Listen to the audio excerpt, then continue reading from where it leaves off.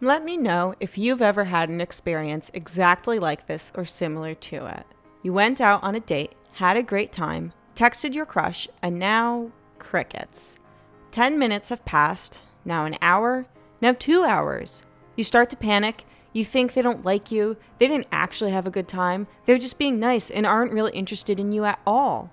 Finally, your phone lights up. It's a text from your crush. Excitement rushes through you as you open the message, but it quickly drains out as you begin to dissect it.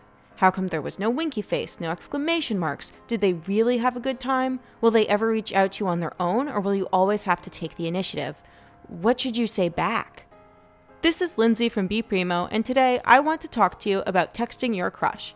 And remember to subscribe and hit the little bell for updates. Most people I know tend to obsess over texting when they're dating. When should you text them? How long did it take for them to text you? And it's easy to hyperfocus on texting because it's a two-dimensional form of communication. It's harder to understand the tone or subtleties of someone's message because you can't hear their voice or see their facial expressions. So we sometimes spend half an hour trying to understand what our crush meant by, "Yeah, I had fun." But in my experience, people spend way too much time ruminating over texting. They count every minute their crush doesn't text them back, thinking there's something else going on or some bad omen behind it. I'm going to let you in on a little secret though. You're wasting your time and causing unnecessary stress for yourself. Counting the minutes until the next text won't bring you any closer or strengthen your relationship with your crush. It only makes you anxious and pushes your brain into an unhealthy obsession. Are they thinking about me now? Do they still like me? Why haven't they texted me back yet? This kind of behavior will drain you of your energy and prevent you from thinking clearly. And it's not even fun to feel that way.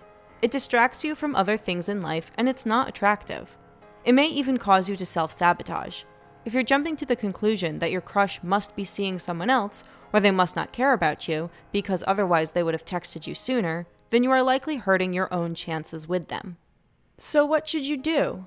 Remember these 4 basic principles of texting and then put your phone down and go do something fun or productive. Put it away in a drawer, maybe even turn it off to really disconnect. Develop a skill, hang out with your friends, take a walk outside, and just live your life.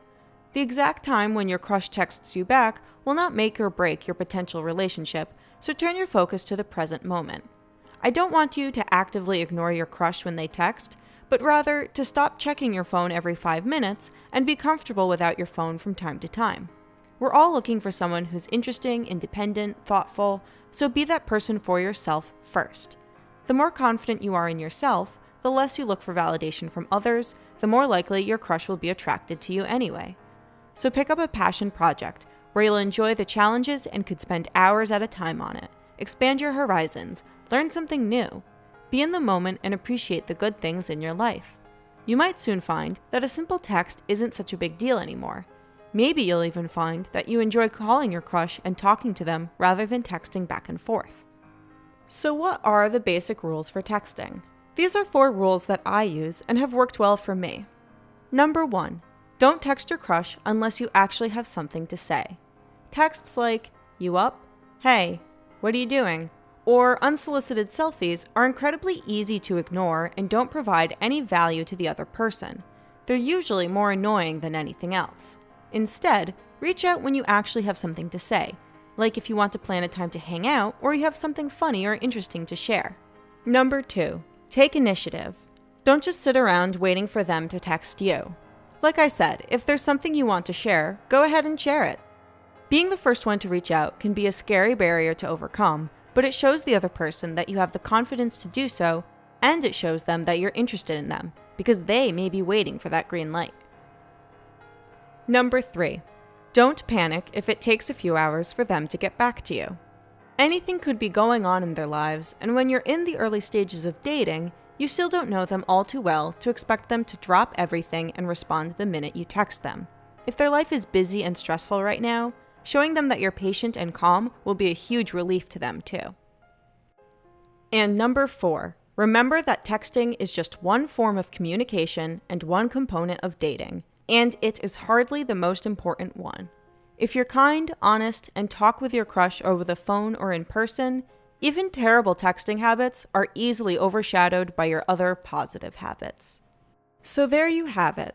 It's important to note that everyone handles texting differently, and you won't be able to send the perfect text every time. And that's okay. If you stick to these basic rules for texting, you can then expand from there to see what works best for you or what your crush is most receptive to. The most important thing is that you're building rapport with your crush while building your own self-esteem and character. Thanks for watching. We'd love to hear what are some troubles that you run into in dating. That way we can talk about matters that are most important to you. Please like and subscribe for more videos on dating, relationships, and self-improvement, and remember to be primo.